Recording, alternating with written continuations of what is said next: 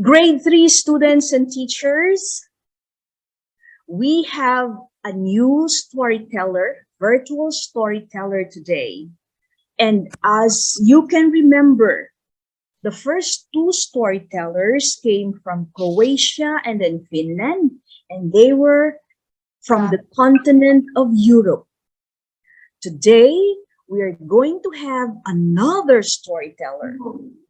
And this one, can you see this one here, kids? Ms. Zaida, can you ask one of the students of what map are we showing here? Who knows what map is that? Miss Kelly, wait. Go come closer, wait. Come closer. Yeah. This one, come closer. What map is that? Africa. It's the map of Africa. Very good. And we are going to have a speaker from this specific country, Nigeria. See? Now, let me tell you about our story, our speaker or our virtual storyteller. Our virtual storyteller is Dr. Sophia Adeyeye, and she is coming from Ibadan, Nigeria.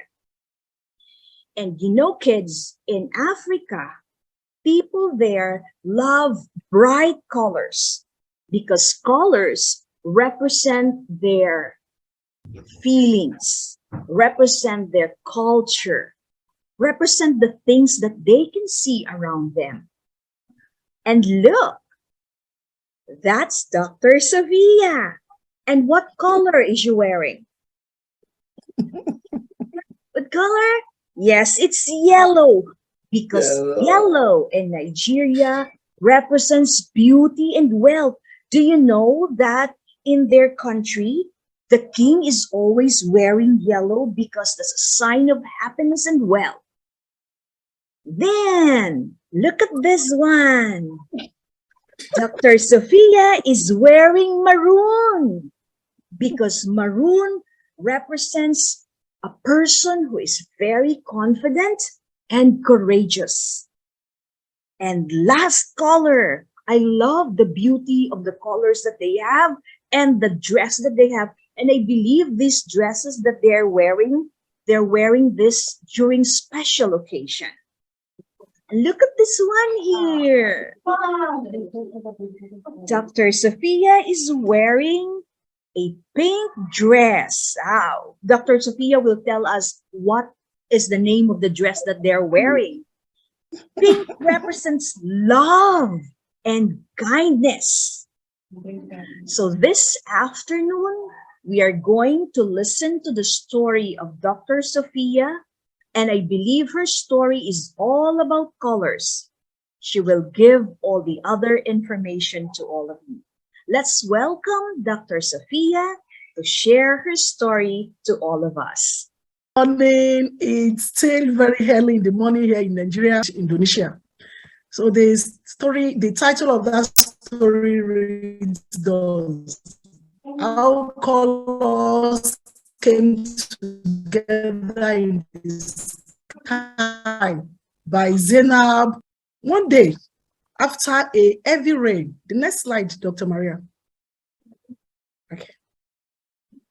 One day, after a heavy rain, Imam looked across the sky and saw colors in it for the first time. How beautiful, she thought. Someone must have worked very hard, painting the sky with a brush like Daddy paints houses. She ran to her sister and said, Zara, look, someone has painted the sky for us and made it beautiful.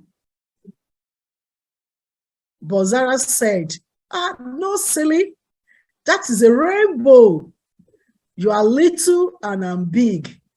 I know why it is in the sky. Let me show you. Zara took Imam to the zoo. She said, rainbows do not appear because lion cubs roar for the first time or because elephants are born.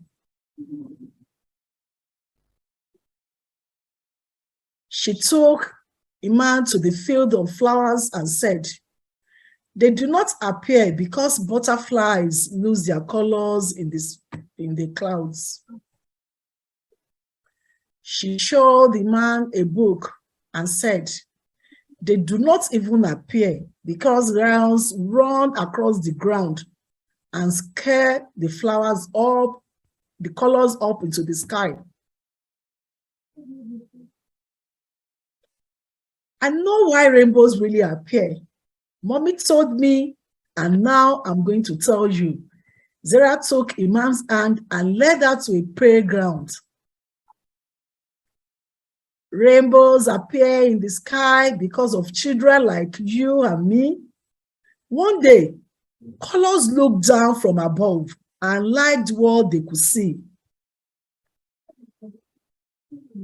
They saw children with light skin, dark skin, and everything in between. They thought, how wonderful it must be to be as beautiful as this. They came together in the sky and spoke about what they could do. They decided, if we are to be beautiful, we must do it as a group.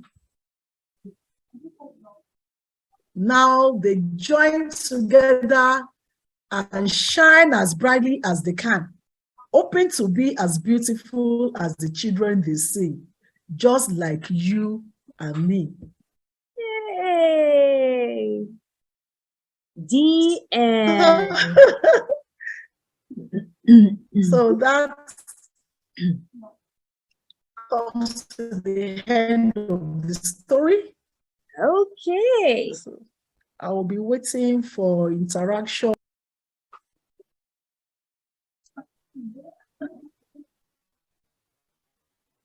Miss Saida, the kids have questions from the story?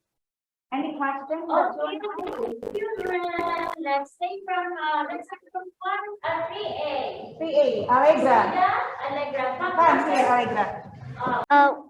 What is that true that rainbows appear like that? Because I don't think so. Yeah, this is just a story to promote harmony and diversity. Is a folktale. It's a way to explain colors to the children. It's just a way to explain colors to the children, promoting diversity and harmony between them. We all know rainbows, they appear like that. Let me help you out also. Let me add to your question. In terms of scientific thing, I don't know if you can still remember the different colors. There are 7 colors in the rainbow. And you have the acronym Roy G. Viv. Do you know that one? You know that? Roy G. Viv. Roy, R stands for red. O for orange. Y for yellow, that's Roy. And then G for green. What's next? B. Roy G. V for violet. And then indigo. And then blue. So you have 7 colors there. So that adds up not only for the moral lessons of diversity in the different colors, but also scientifically, that's what I can share with you. Okay, thank you. Thank you for the question, Yunho. Next, please. Others here, we are Kathleen. Caitlin. Sir and Laura. What is the most important rite in Nigeria? What is the important rite in Nigeria? Wow. Right. Tribe. Rights. So let's say, for example, human rights, children's rights. Wow, that is out of the box question, but that is really something that we have to learn from Nigeria. Good question. Okay. The most important right in Nigeria is the right of children to school, to go to school, the right of individuals to live in a decent place, the rights of children to be who they really cut out to be. So we have different rights, but the most important one is the access to education.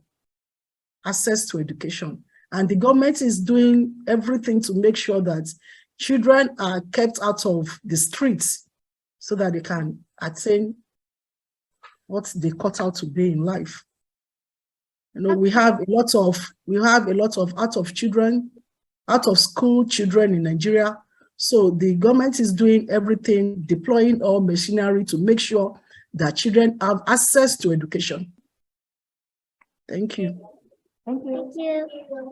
Next, 3A. Reading. So many hands are raising. Hey, Emily. What is the capital of Nigeria? Abuja, Oh. and is in northern Nigeria. Show that in the video. I know that rainbows are being made by kids because the rainbows want to be as beautiful as them.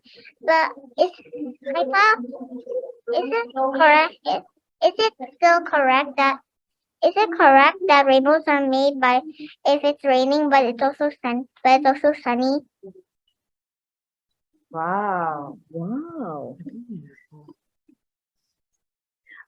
She said she knows that there are rainbows, but is it correct that the rainbows are seen if it's raining and at the same time it's sunny? Is that your question? Yes. Yes. Okay. See, You know, very good observation. yes. These are just, I want to believe scientifically rainbows appear as a natural phenomenon. And what I notice or what I know is that in Nigeria, rainbow appears after a very heavy rain, when the rains are heavy. And if you really go back to the story we read, the sister was actually trying to tell the younger sister that rainbow do not appear because lion roars or because this happened or that. One thing for sure about that story is that rainbows appear immediately after a heavy rain. Okay. Thank you. Is Nigeria colorful like South Africa, like the houses? Nigeria is not as colorful as South Africa, but we have colors. We wear a lot of colorful and beautiful clothes. Then during our festivals, we have cultural festivals, and we use our festivals to showcase colors. So it depends on the aspect you are looking at, depending on what you are looking at. In some aspects, South Africa is more colorful. In some aspects, Nigeria is more colorful. So but we have very beautiful houses in Nigeria. We have very beautiful dress. We wear colorful and beautiful dresses in Nigeria. We have our own style. We have our own culture and mode of dressing. Like what Dr. Maria showed while she was introducing me, that is our own local way of dressing. It could be, we call it Ankara or lace, but basically they are cotton origin. They are from cotton because of our weather, so that it's breathable. We can still get air into other parts of our body. So, Why is this story short? because of attention span. Oh, thank you. I guess if it's too long, it will be boring.